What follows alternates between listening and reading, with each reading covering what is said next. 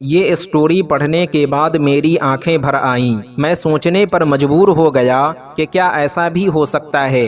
یہ سچی کہانی امریکہ کے شہر ٹیکساس کی رہنے والی سائنا نامک لڑکی کی ہے۔ سائنا کے ماں باپ بچپن میں ہی انتقال کر گئے، جس کی وجہ سے سائنا کو مجبوراً یتیم خانے میں داخلہ لینا پڑا۔ سائنا کی پرورش یتیم خانے میں ہونے لگی۔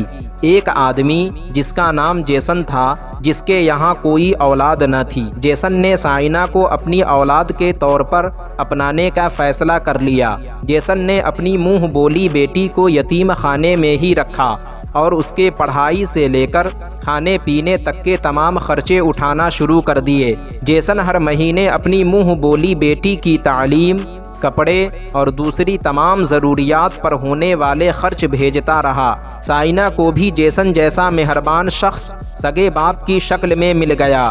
سائنا جیسن سے سگے باپ سے بھی زیادہ محبت کرنے لگی۔ اب جیسن ہی اس کا باپ اور ماں دونوں تھا۔ سائنا کی زندگی سے جیسن کی مہربانی اور شفقت نے سگے باپ کے نہ ہونے کی کمی کو ختم کر دیا۔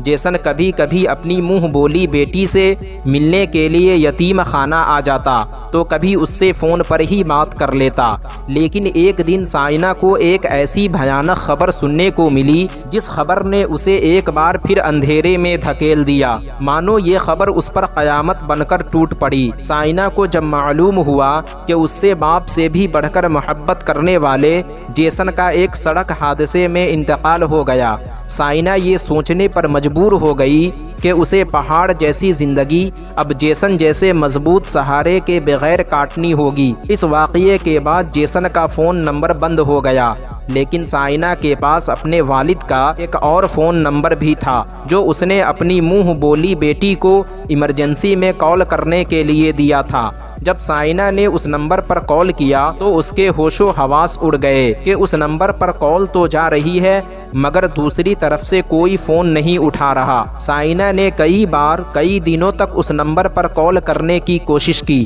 لیکن کسی نے ادھر سے کال نہیں اٹھایا۔ آخر کار سائنا نے اپنے آپ کو تسلی دینے کے لیے ایک فیصلہ کیا کہ وہ اپنے من میں یہ خیال کبھی آنے ہی نہیں دے گی کہ اس کا باپ جیسن مر چکا ہے، بلکہ وہ دوسرے نمبر پر اپنے والد کو میسج کیا کرے گی۔ وہ اپنے والد کو میسج کے ذریعے زندگی کے حالات، اپنا دکھ سکھ، اپنی تعلیم و تربیت اور زندگی کی ہر چھوٹی بڑی چیزوں کے بارے میں بتایا کرے گی۔ یوں ایک طرفہ میسج کا یہ سلسلہ شروع ہو گیا۔ سائنا ہر روز اپنے والد کو ایک ایک بات بذریعہ SMS بھیجتی رہی اور تقریباً یہ سلسلہ 4 سالوں تک جاری رہا، اور حیران کرنے والی بات یہ ہے کہ ان 4 سالوں میں 24 گھنٹے وہ نمبر ایکٹیو رہا اور سائنا اس موبائل پر پیغامات بھی بھیجتی رہی۔ یہاں تک کہ ان 4 سالوں میں سائنا نے یونیورسٹی سے گریجویشن کی ڈگری بھی حاصل کر لی، لیکن سائنا کی زندگی میں ایک شام ایسی بھی آئی، یہ سال 2018 کی ایک شام تھی جب سائنا نے معمول کے مطابق اپنے والد کے نمبر پر میسج کیا تو ایک ایسا حیران کر دینے والا واقعہ پیش آیا جو کسی کے بھی پیروں تلے سے زمین کھینچنے کے لیے کافی تھا، کیونکہ 4 سالوں کے لمبے عرصے کے بعد سائنا کے بھیجے گئے میسج کا جواب آ گیا۔ سائنا بھی میسج بھیجنے والے نمبر کو دیکھ کر چونک گئی، لیکن اصل حیرانی تو میسج پڑھنے کے بعد ہوئی۔ میسج میں لکھا تھا، میں تمہارا والد نہیں ہوں، میرا نام بریڈ ہے، پچھلے 4 سال سے تمہارے میسج مجھے مل رہے ہیں اور سچ پوچھو تو میں صبح و شام تمہارے میسج کا انتظار کرتا رہتا ہوں۔ 4 سال پہلے میری بیٹی کی ایک کار ایکسیڈنٹ میں موت واقع ہو گئی۔ اس واقعے سے مجھ پر غم کا پہاڑ ٹوٹ پڑا۔ میں اتنا دکھی اور زخمی ہو گیا کہ میں نے خودکشی کرنے کی سوچ لی، لیکن پھر مجھے تمہارا میسج آیا جس میں تم نے مجھے ڈیڈ کہہ کر پکارا، اور یوں مجھے تمہارے میسج کی صورت میں ایک جینے کا بہانہ مل گیا۔ میں نے تمہیں پہلے اس لیے سب کچھ نہیں بتایا کہ کہیں تم میسج کرنا بند نہ کر دو، تم بھی میری بیٹی جیسی ہی ہو۔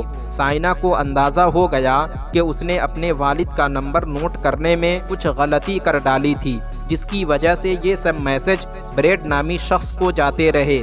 لیکن اس واقعے نے نہ صرف سائنا بلکہ اس کے جاننے والے ہر شخص کو حیران کر ڈالا۔ بریڈ نے 2014 میں ہی کار حادثے کی وجہ سے بیٹی جیسے رشتے سے محروم ہوا اور اس نے بھی غلطی سے اس کے نمبر پر آنے والے میسج کو ہی اپنا غم بھلانے کا ذریعہ بنا لیا، اور یوں اس عجیب و غریب اتفاق سے دو ایسے لوگ مل گئے جن کا دکھ ایک ہی تھا۔